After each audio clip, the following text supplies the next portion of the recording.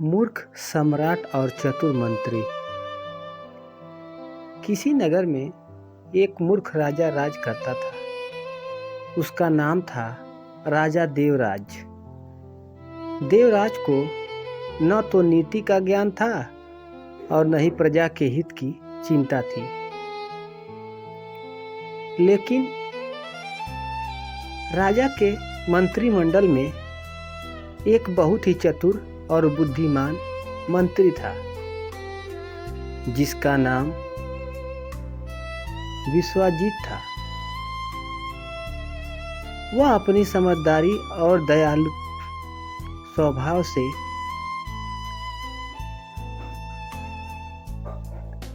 जनता में काफी प्रसिद्ध था। एक दिन राजा के हर मंत्री की जानकारी रखने के लिए राजा ने एक फरमान जारी किया। इस अजीब फरमान के अनुसार हर नागरिक को अपने सिर पर एक घंटी बांधकर चलना था, ताकि राजा को पता चल सके कि कोई भी व्यक्ति उनकी अनुमति के बिना राज्य में आया जा रहा है। इस फरमान से नागरिकों में अफसोस फैल गया था और सब राजा की मूर्खता पर हंसी उड़ाने लगे थे। और समस्या तब और बढ़ी जब डाकुओं ने इसे अपने लाभ के लिए इस्तेमाल किया था और वे घंटी की आवाज का पीछा करते थे और अकेले व्यक्ति को लूट लेते थे। तब और जल्द ही राज्य में आतंक और भय का वातावरण बन गया था।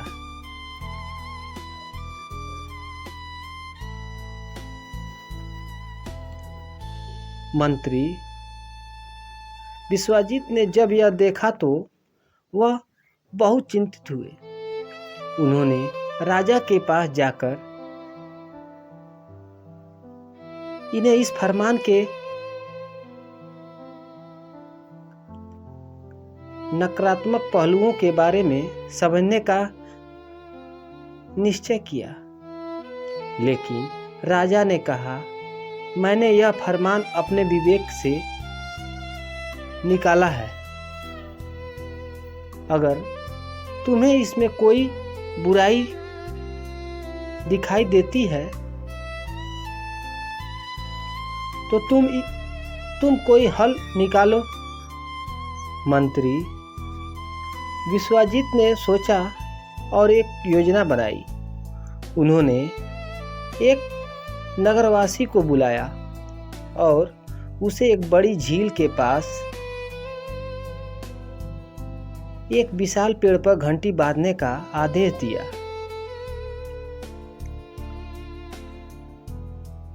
वह नगरवासी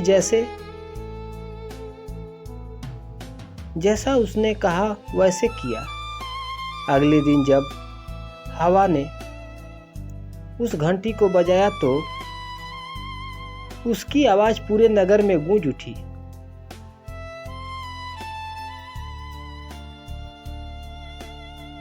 नागरिकों ने यह सोचकर चैन की सांस ली कि उन्हें अब घंटी बांधकर नहीं चलना पड़ेगा। जब शहर में चोरी और डकैती की घटना बंद हो गई तो राजा ने मंत्री विश्वाजित की बुद्धिमानता की प्रशंसा की। इस तरह विश्वाजित ने न केवल एक समस्या का समाधान निकाला था, बल्कि जनता को एक महत्वपूर्ण शिक्षा भी दी थी कि सच्चा नेता वही होता है जो प्रजा की भलाई सोचता है।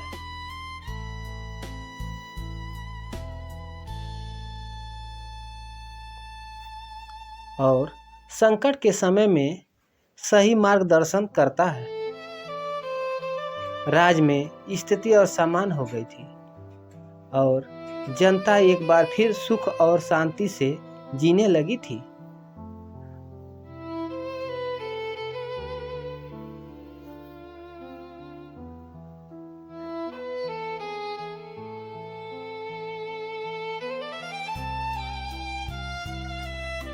विश्वजीत की बुद्धिमानता का लोहा मानते हुए जनता ने उनके प्रति आदर और सम्मान की भावना रखने लगी।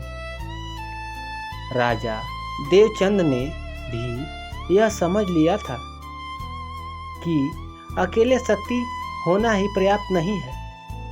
सफल और लोकप्रिय राजा वही होता है जो अपनी प्रजा के दुख दर्द समझ सके और उनके समाधान के लिए कारगर कदम उठा सके।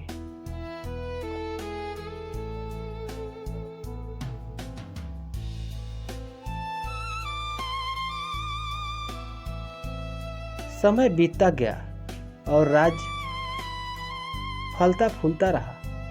एक दिन राजा देवचंद ने विश्वजीत से कहा, हे मंत्री, मैंने सीखा है कि सत्ता का मूल उसके प्रयोग में निहित होता है, न कि उसके दामन में।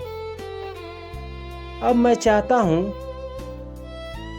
कि तुम मेरे राज्य को एक समृद्ध और जीवंत स्थान बनाने में मेरी सहायता करो।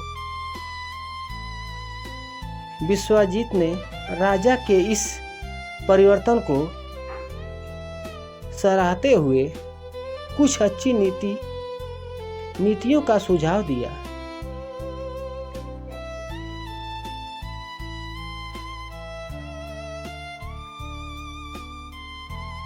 उन्होंने प्रस्ताव रखा कि राज्य में शिक्षा, स्वास्थ्य और कृषि को प्रोत्साहित किया जाए। राजा ने विश्वजीत के सुझाव को खुले दिल से स्वीकार किया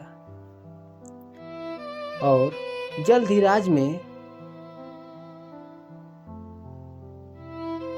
प्राथमिक शिक्षा निःशुल्क कर दी गई। नए अस्पताल खोले गए और किसानों को खेती के लिए नए औजार और बीज वितरण किए गए।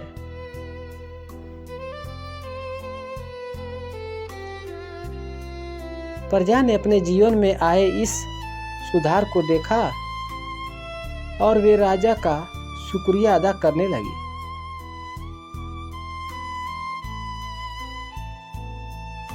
धीरे धीरे राजा देवचंद न सिर्फ प्रजा के प्रिय हो गए बल्कि आसपास के राज्यों में भी उनके गुण गाए जाने लगे। राजा ने प्रजा के बीच समय बिताना शुरू किया, उनकी समस्या सुनी और प्रत्येक समाधान में भागीदारी भी की। मंत्री विश्वजीत ने के मार्गदर्शन से राजा के जन कल्याण के और भी कई काम किए और राज्य को समृद्धि की नई ऊंचाई तक पहुंचाया।